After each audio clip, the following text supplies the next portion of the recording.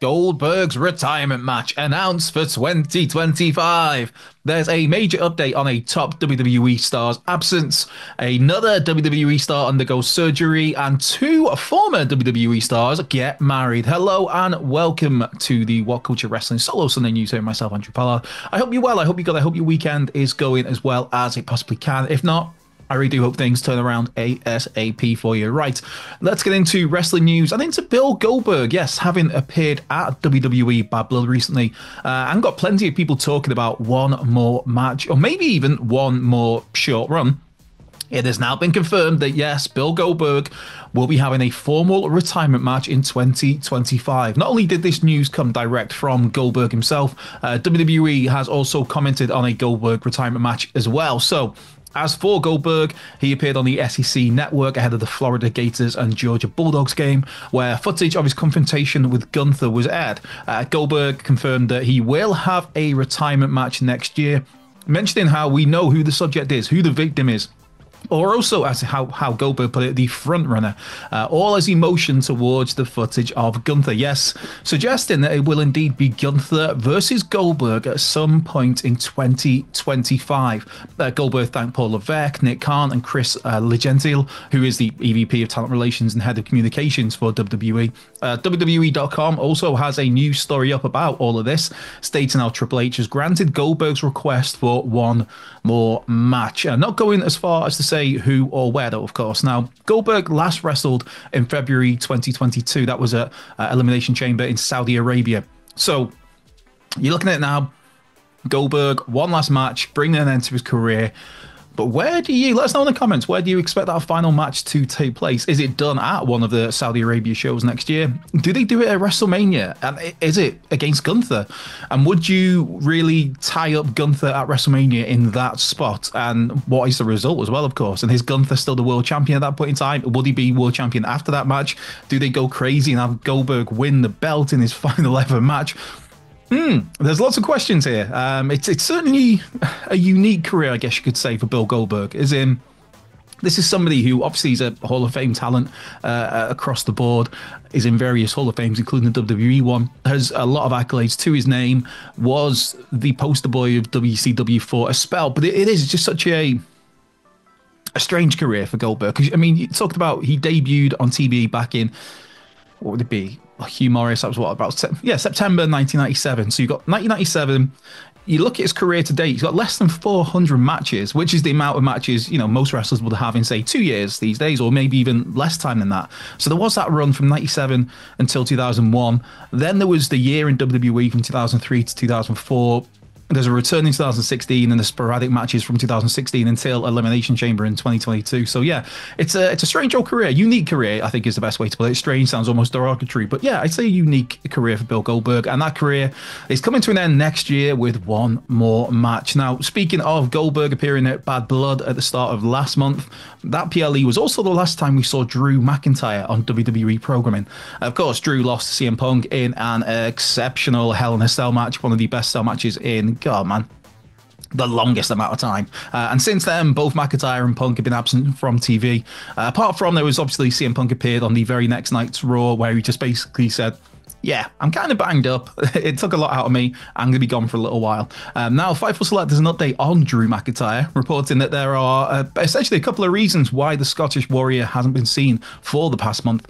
Firstly, McIntyre legit required a dozen staples in his head after the cell match, which naturally that would require some time off to heal. On top of that, though, Drew has been visiting family in Europe after suffering what he described as some personal losses. So on that front, obviously, best wishes to Drew McIntyre from all of us at WhatCulture Wrestling here. As and when McIntyre does return, it remains to be seen what you do with him, really, because not so much what you do with him, but the basis of what we've seen across this past year. Because, you know, given how fierce and personal the rivalry with CM Punk got, could you realistically, from a kayfabe standpoint, have both men exist on the same brand? Do the Raw and SmackDown GMs maybe come to an agreement over a trade? You send a couple of, I don't know, maybe certain SmackDown talents who aren't doing much, send them to Raw and place a Big Drew? Because it feels like they worked that rivalry so well, it became so personal. They blur the lines so well that it is like, how can those people just be on the same show on the Monday night still? Why would McIntyre not want to be getting some sort of revenge again on CM Punk because he's a heel and that's what heels do. So yeah, there's definitely plenty of possibilities right now. But safe to say, Drew McIntyre, CM Punk, for me, it's easily been the rivalry of the year, and that's despite CM Punk spending so much time out of action after the Royal Rumble. So yeah, that just says two exceptional professional wrestlers doing exceptional professional wrestling stuff. More of that, please. But speaking of out of action, Angel Garza is set for a spell on the sidelines now. Now he took to social media over the weekend, revealing that he's had surgery on his hand for something that's seemingly been bothering Angel for a little while. The injury itself occurred when he landed on the palms of his hands when taking the bump. He didn't really specify when the match was, but it sounded like it's basically a non-urgent problem that's kind of been giving him some grief for a little while. Now he did speak to medical staff recently about a separate elbow issue, and it was decided then that now's finally the time to get this hand issue sorted out.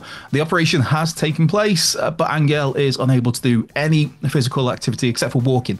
As he explained in this post, if he even sweats, there's a chance that his wound could become infected. So it's very much a case of doing a whole lot of nothing for the next little while as part of this recovery. But hopefully it's not too long before Angel Garza is back on TV, because that's an incredibly talented dude there. I know he's not always presented that way on WWE programming, but yeah, there's a whole lot of talent there. There's a whole lot of charisma.